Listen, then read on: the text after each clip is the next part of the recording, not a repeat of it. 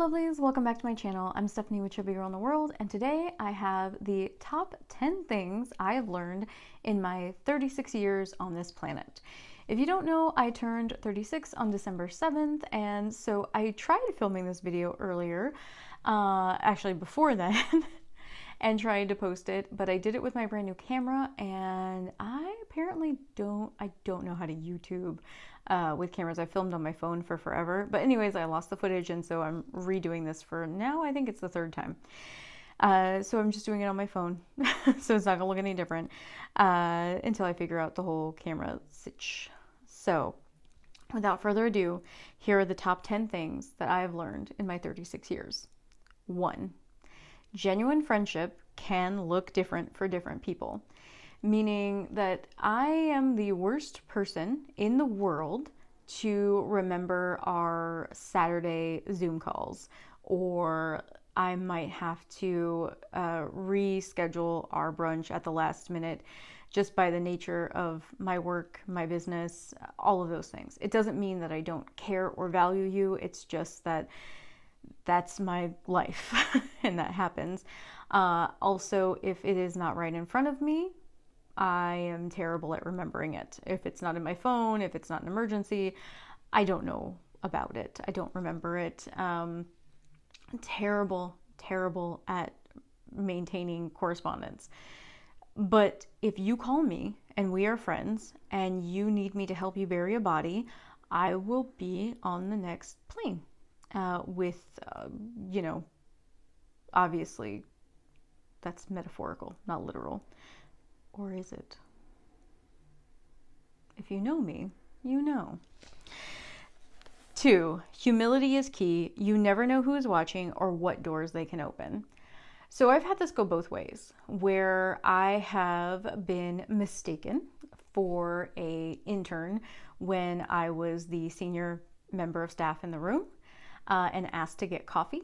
And I've been on the other side where I have assumed something to my detriment as well, because I did not recognize, and I hurt myself. So just always make sure that you are having an appropriate level of humility.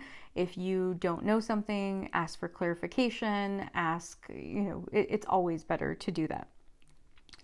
3, kindness. Number 3, kindness is strength. You will never regret being kind, even to those who are not kind to you. Kindness is a powerful tool that takes back your power. You don't have to react to unkindness with unkindness.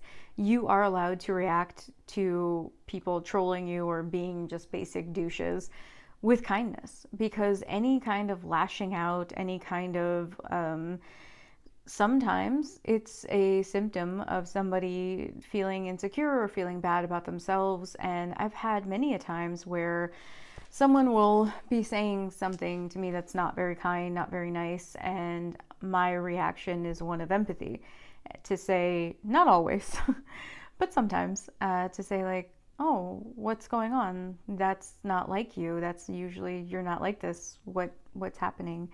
And usually you can see the physical manifestation of like that person's burdens. They kind of just go, and then they tell you what's wrong, and then they apologize for being the douche that they were being earlier.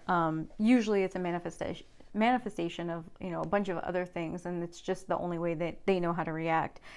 This is pretty common with people who are very defensive and have a bunch of like armor on all the time.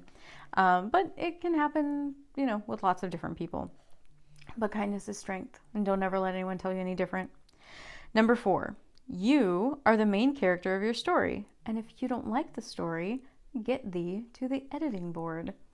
I don't like that right now I'm at an unhealthy weight, and that I don't look the way that I want to look, the way that I think I would feel best. And I'm a body positive person. I think you can love yourself at any size. You should love yourself at any size.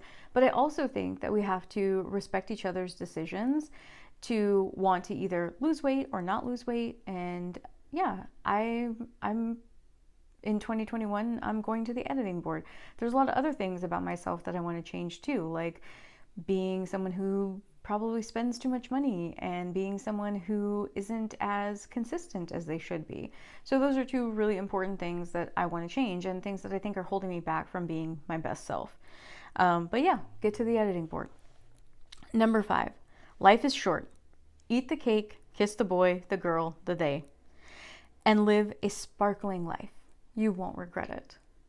So I see this stupid trend on TikTok where these guys will be, sometimes it's really gross, where it's about a girl who's been assaulted and then they play this like snippet of a song that says, "Oh, you can't make a wife out of a hoe." And in my relationship, I've had significantly more sexual partners than my husband has. And I've asked him, we just had this conversation the other day because I was talking to him about it. I said, well, do you ever regret being with someone who's like, and I called myself a hoe bag. And he was like, no, he's like, I reject that as a premise. He's like, that's not a thing. That's not a thing. He's like, it's just that some men have commercialized women's sexuality and virginity and then convinced women that they should be both sexy and available, but also not. And it's just a way to commoditize and own women's sexuality. And so like my really wonderful 40-something-year-old husband out-feminist me. And it made me feel so much better because sometimes I have that internalized misogyny where I just feel like I'm not good enough or like I'm tainted in some way. And no, I just was a sexual being and had fun, and I lived a whirlwind, romantic, wonderful life. And I ended up with my Prince Charming. And guess what? I've been a wife for 5 years, so the song's wrong. Number 6, find a community that loves and supports you and make sure to give back to it. I can't tell you how excited and I can't tell you how much it makes me smile every time I see a YouTube comment, every time I see a like or a subscribe or any of those things. It makes me so incredibly happy, and to just have people to talk to about like makeup and life and feminism and history and all of those other things. I think the coolest thing that I ever got to experience on YouTube was where I was talking about, I think we were talking about like the Jaclyn Hill lipstick controversy. Like, I don't know if you guys remember, and like, was it 2018 or 2019? I can't remember, but the furry lipsticks. So anyway, there was a woman who was in like a YouTube comment, and somehow we got to talking about Amazon and Microsoft. She was a computer engineer, and in the comments we had started talking off about Jaclyn Hill lipsticks, but then somehow transitioned over to the Microsoft and Amazon takeover of like some kind of like government website or whatever. And because I am interested in social policy and interested in, I'm a political junkie, I was asking her opinion about who she thought should win this and like why and all these different things. And she was a computer programmer, a software engineer, and had all of these really cool like opinions and things that I didn't know about. She just kind of opened up a world. And because of that conversation, I was able to go in, at the time I was working at a power company, and I was able to go in and like talk to the IT people about this issue and like what they thought, and kind of just have a much more rich interaction than I ever would have been had I not had that conversation. So I'm just saying, I love the YouTube community. I love the fact that you can be talking lipstick 1 minute but like not know that you're talking to a rocket scientist or a software engineer or any of those things. I think it's fantastic. I love it. Number 7, always use your privilege to help those who don't have it. Send the elevator back down and bring people up with you. It is not enough to speak out against injustice. It is not enough to speak out against privilege. You must use your privilege in order to help others. Use your Karen powers for good. So I order from this restaurant, who shall remain nameless because I don't want to get anyone in trouble. But I love their vegan Caesar salad. I love it. I love it. I love it. I love it. I order it with the crispy chicken. It's my fave. I have ordered it for delivery so many times, and like 7 times now, they have forgotten the salad dressing. I have special salad dressing in my fridge at home because I know when I order it that it may or may not get here. It makes me sad every time because I love their dressing. So, and the dressing I have is not as good. So, I called the restaurant. I said, look, I've ordered like 7 times on the app. I don't know what I'm doing wrong. Am I hitting a button? Is there like some hidden setting? Like, what is happening? And they said, no, we're really, really sorry. We have a new person. They're learning on the salads and like, and I imagine because all of their orders are to go, it's probably a little bit difficult to keep everything straight. Like, I can totally understand how that would be the case. However, 5 or 6 times is kind of a lot, but I wasn't a jerk about it. And I was just like, oh, okay. And they without me even prompting, they just said, hey, can we please give you 2 free meals? Can we please give you 2 free meals to make this right? And I said, yes, you can do that, but please, instead of giving them to me, can you please make sure that management just donates them to a food bank or donates like the food to people, like families in need. And because they actually have a place on their website where you can donate like $2, $3, $5 to make sure that people who are hungry eat. And in this pandemic time when people aren't working, I think that's really important. So I said, please donate both of those meals to that program. And I said, oh, that's so nice of you. And I was like, no, it's not. I'm ordering a $14 goddamn salad that I could make myself, but I'm lazy and I don't want to. And that is using your privilege for good. So do that. If you're going to be a Karen, use it for good. 8, listen to people who are drastically different from you. You don't have to agree with them, but listen. It's important. One of the most interesting relationships I have is actually pretty new. It's someone who's a coworker of mine, and they are just so drastically different in opinion, in political party, and everything. We are the exact opposite of the spectrum. But the funny thing is, we both like so many of the same bands. We have pretty similar taste in food, and we're both pretty bougie. And just people who like what they like, and that's it. And very like opinionated, but like in all other aspects, we're pretty similar. Like, we're way more similar than you would ever think. But it doesn't mean that we have to agree on everything, but it's really important to listen to where other people are coming from, what their pain points are, what their issues are. Because in order for you to change the world in the way that you want to, you have to achieve consensus. Real change doesn't happen when 55% of a group decides. Real change and lasting change happens when 70 to 80% of a group decides, hey, this is what we're going to do.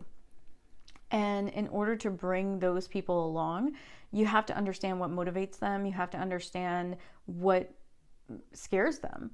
Are they scared that their opinion will be drowned out and that their way of life will, not succeed? Now, I mean, obviously there's definitely caveats to that, where if somebody's just like racist or whatever, like that has no place. You have no obligation to, you have absolutely no obligation to listen to people who dehumanize you or other people. You just don't. But it is important to listen to people with different ideas. And when I say different ideas, like if you're a liberal, like I am, listening to conservative people and listening to what their points are and listening to, what is their ideology. Again, you don't have to adopt it or agree with it, but just kind of try to understand where they're coming from. And when I say conservatives, I mean people who are, I don't mean the current iteration of conservative. That's just, like, I'm not talking about QAnon people. I'm talking about people who are like, I want smaller government and less taxes. Like those kinds of conservatives. You know, normal people. Normal people who just are a little bit to the right.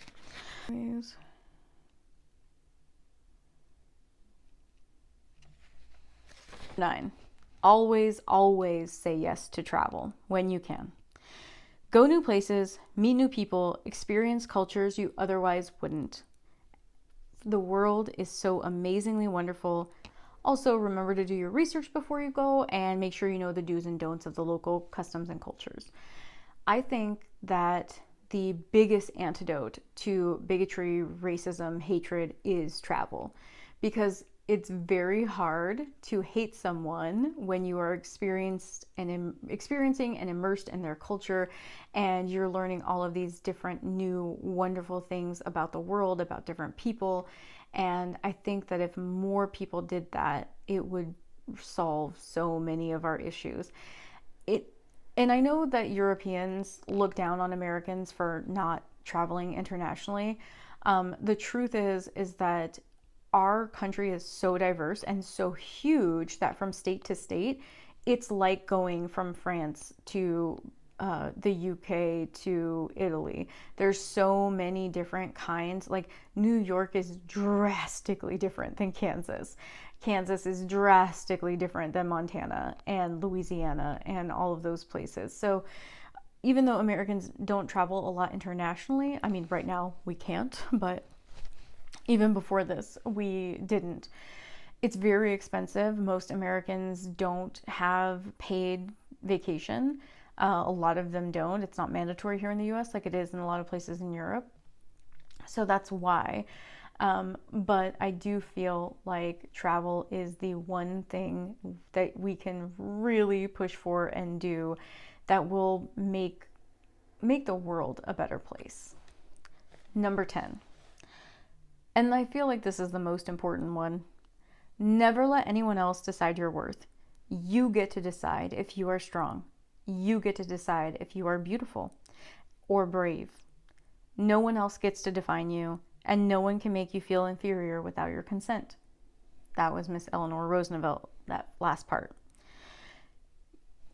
You're made of stardust. Your very existence is magical and unlikely and yet inevitable.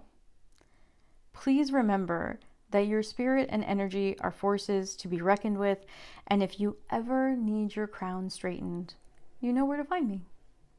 Lovelies, thanks so much for spending this time with me. I hope you have an amazing day.